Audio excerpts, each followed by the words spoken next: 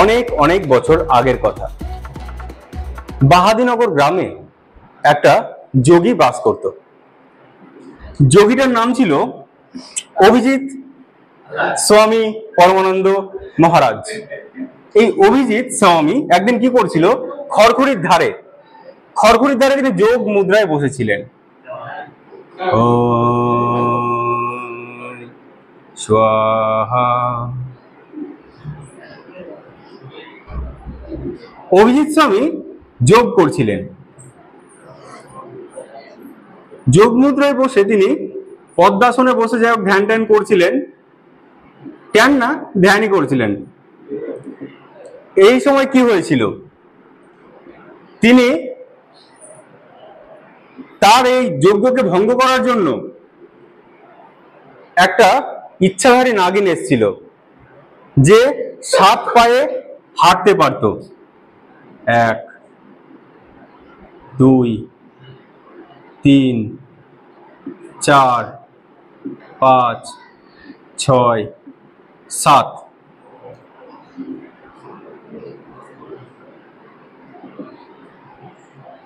না, একটা আমরা সিনেমা দেখেছিলাম না, ওই মমি সিনেমা দেখেছো? এরকম একটা বডি থাকে, এরকম একটা হাত থাকে, একটা বডি একটা মানুষের মতো, ঠিক আছে? যে কন্যা তো নাগিন কন্যা, এরকম নাগিন কন্যা দিতে হবে।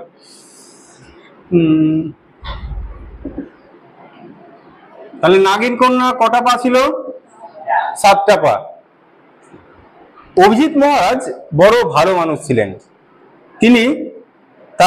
তিনি বুঝতে পেরেছিলেন যে এটা এই নাগিনেরই কাজ হতে পারে। তখন তিনি কি করলেন, যে থাক, আমি এরকম মারপিট যাব না, আমি কোর্টে যাব।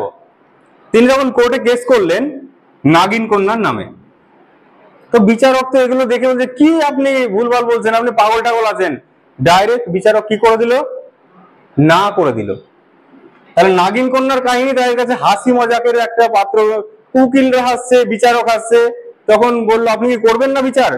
তখন বললো, না, আমি করব না। তাহলে বিচারক বলে দিল না। তখন ইনি একটা কথা ভাবলেন, এই নাগিন কন্যার হাত থেকে আমাদের গ্রামকে বাঁচাতে হবে।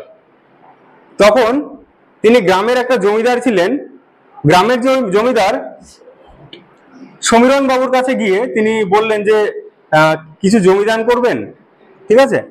অগ্রদান ছিল না একটা, অগ্রদানী, হ্যাঁ।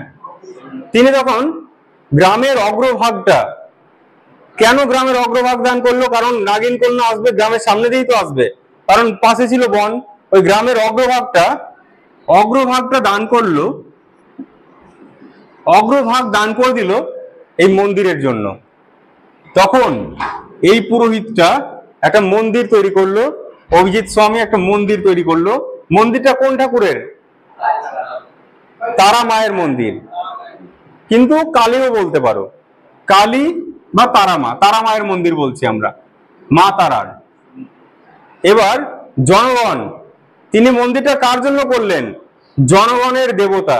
তিনি কিন্তু একার দেবতা প্রতিষ্ঠা করলেন না, তিনি গ্রামের প্রত্যেকটা মানুষের জন্য গণদেবতা করলেন, যেটা আজ থেকে আমাদের গ্রামের একটাই দেবতা, সেটা এই মন্দিরটা গণদেবতা।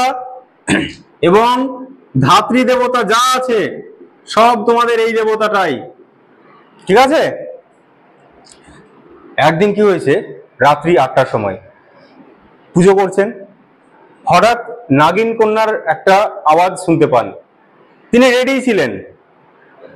তিনি পুজো করার সময় সব সময় হাতের কাছে একটা হাসুয়া রাখতেন, ঠিক আছে? পাশে একটা মা কালীর যে হাসুয়াটা ওখানে ছিল, আচ্ছা, এটা বা এখানে একটা রাখতেন হাসুয়া। হাসুয়াটা কেমন ছিল? একটু বাঁকা ছিল, যাতে নাগিন কন্যাকে ঠিকঠাক ভাবে, হাসুলি বাঁকের উপকথা, ঠিক আছে? হাসুয়াটা মনে রাখতে পারো। এবার পুজোটা তিনি কি দিয়ে করতেন? নাগিন কন্যা গ্রামের সমস্ত ফুল ফল সব শেষ করে দিয়েছে, সেই জন্য তিনি বাধ্য হয়ে তিনি ওই মন্দিরের যে তুলসী মঞ্জুরি থাকে, ওই মঞ্জুরিগুলো তিনি তুলে তুলে আনতেন, কারণ ওটা তো তুলসী গাছেরই ফুল। তুলসী মঞ্জুরি দিয়ে এবং কালী, কিসের কালী? হাড়ির কালী, যে আগুন জ্বালি যে কালীটা হতো, ওই কালীটা দিয়ে মঞ্জুরি দিয়ে মিশিয়ে তিনি পুজো করতেন। তাছাড়া আর বানাতে পারছি না, কালী প্লাস মঞ্জুরি। আচ্ছা, ওকে। আর কি বাকি থাকলো? হ্যাঁ, এবার আরোগ্য নিকেতনটা কি করে, যে এখানে গ্রামের যে মানুষে আসতো সঙ্গে সঙ্গে তার রোগ দূর হয়ে যেত, ঠিক আছে?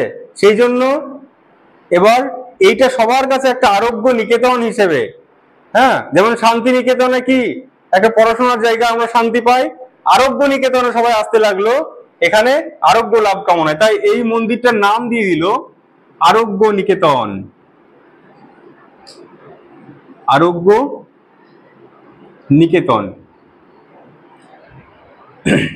এবার তার মৃত্যু হলো, তার ছেলে এই পুজোটা করতে লাগলো। তার মানে ক পুরুষ ধরে পুজো করছে তারা? 2 পুরুষ। এ মৃত্যু হলো, তার ছেলে সেই দিন থেকেই পুজো শুরু করেছে, ঠিক আছে? কারণ কি, পুজো অফ করলে পরে আবার নাগিন কন্যা চলে আসবে, তাই 2 পুরুষ ধরে একভাবে কন্টিনিউ তারা পুজো করে যাচ্ছে। 2 পুরুষ। আর কিছু বাকি থাকলো? হ্যাঁ, আছে একটা সপ্তপদী, বললাম 7টা পা ছিল।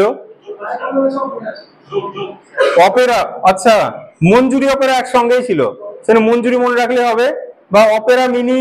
অপেরা মিনি ব্রাউজারে এসে সার্চ করতো যে কি করে নাগিন কন্যাকে বধ করা যায়, অপেরা মিনি থেকে তিনি সার্চ করতেন, তখনই পেয়েছিলেন যে তুলসী মঞ্জুরি আর কালী দিয়ে তুমি পুজো করো।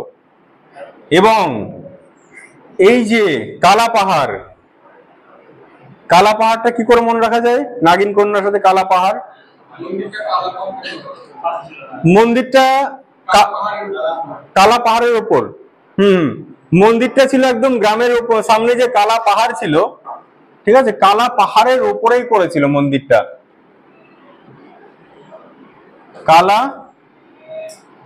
কালা পাহাড়, ওকে। শেষে এ পুজো করতে করতে কালী ঠাকুর সন্তুষ্ট হয়ে এই নাগিন কন্যাকে বধ করে দিল। আমার গল্প শেষ, ঠিক আছে? আর কি আছে? ও, রায় কমল। তাহলে রায় কমলটা কমল মনে রাখতে হবে। রাই মানে সর্ষে, আর কমল মানে পদ্ম ফুল। তাহলে তিনটা আরেকটা ফুল অ্যাড করে দাও তাহলে। তাহলে পদ্ম ফুল মানে কমল, কমল প্লাস কালী প্লাস রাই, সর্ষে, এগুলোকে পুজো করতো।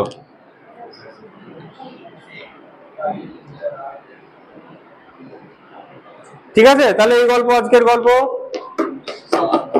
তাহলে একবার দেখে নি।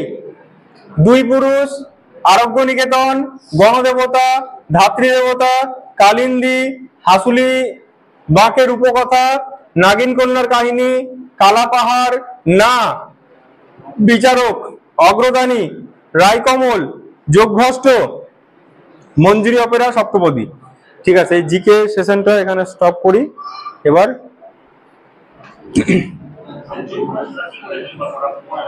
এ যোগে বসছিল, এ এসে যোগটা ভ্রষ্ট করে দেয়, তারপরে তো বিচার শুরু হলো না।